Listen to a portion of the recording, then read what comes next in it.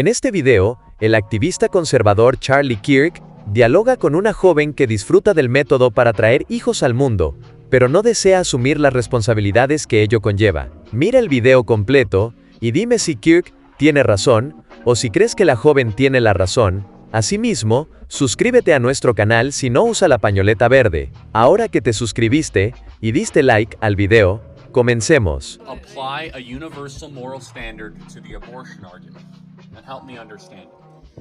If I were to get pregnant right now, I would not be able to give birth to that child and give it the life it deserves. Because how did you get pregnant? How did you... Accidents still happen, guys. Like, okay, you can be on birth control. Hold on. You can still... This is an important point, guys. But wait a second. But then shouldn't you take responsibility for your orgasms? No.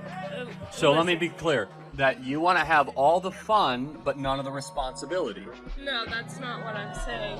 I'm saying accidents still happen. No, of course, and you know what happens when accidents involve other human beings? You don't terminate them.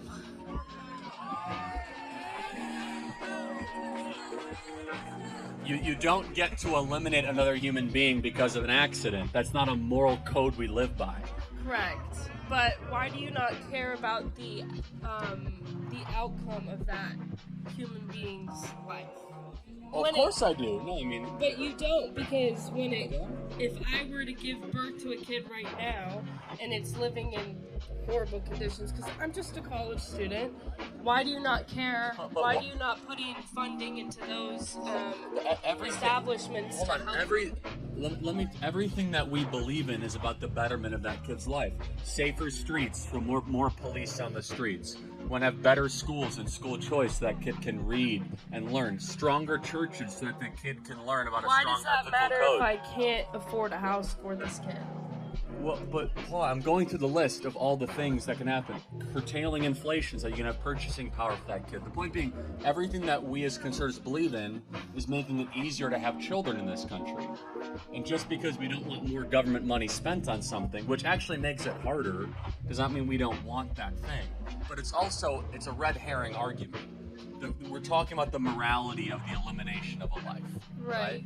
And so I just want to be totally understanding of clear that what species is the being when it's at 6 weeks? To me, I believe that it's a clump of cells. No, I understand. It's a zygote. No, I know, but the species.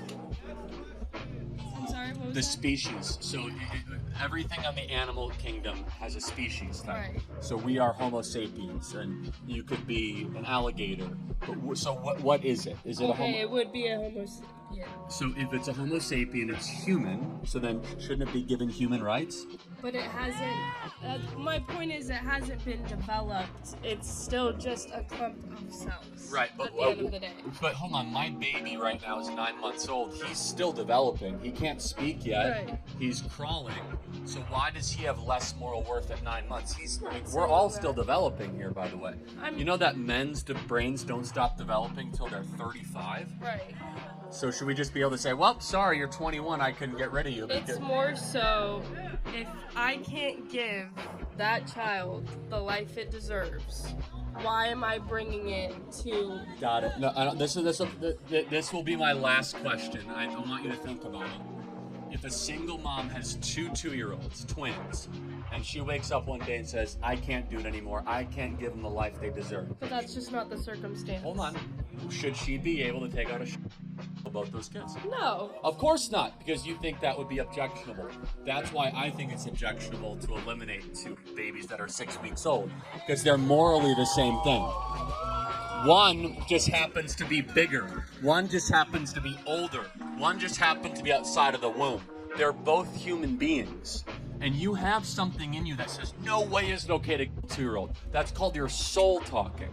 What I'm trying to do is connect reason and your soul and have that same sort of objection when you see twins on an ultrasound. I just believe you're looking at this more emotionally than scientifically.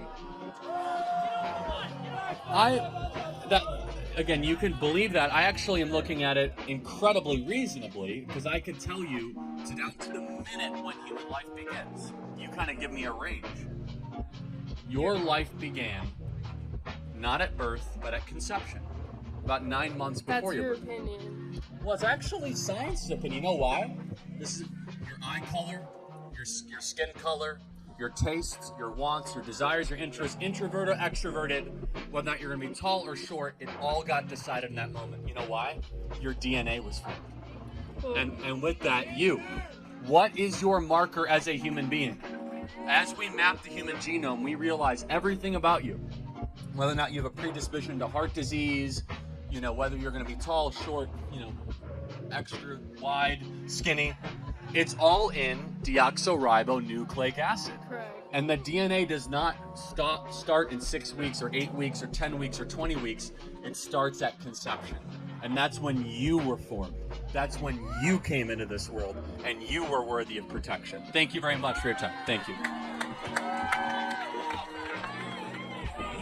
Es preocupante que algunos activistas rechacen la evidencia científica que sostiene que la vida comienza en la concepción, un hecho biológico ampliamente respaldado por la embriología y la genética. Desde el momento de la fecundación, se forma un nuevo ser humano con un código genético único, lo que demuestra que no se trata de un potencial de vida, sino de vida en su etapa más temprana. Sin embargo, este hecho incontrovertible es ignorado o minimizado por quienes priorizan agendas ideológicas sobre la realidad científica. Negar este principio básico de la biología no solo es un error intelectual, sino que también deshumaniza a los más vulnerables, los no nacidos. Algunos argumentan que un embrión o un feto no tiene el mismo valor que un niño o un adulto, pero esta postura es arbitraria y subjetiva. El valor de una persona no debería depender de su etapa de desarrollo, su tamaño o su nivel de dependencia.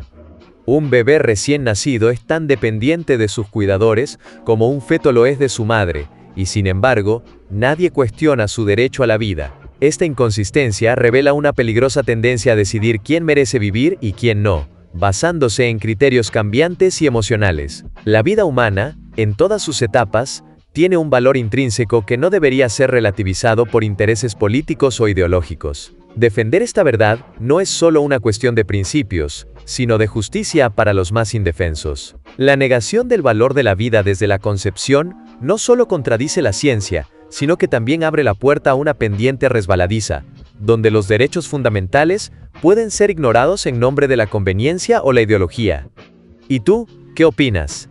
Déjamelo saber en los comentarios. Con esto finaliza el video. Si te gustó, no olvides darle like, comentar y compartir. Y si disfrutas este tipo de contenido, suscríbete a mi canal. Tengo más videos que podrían interesarte. Gracias por tu apoyo. Nos vemos en el próximo video.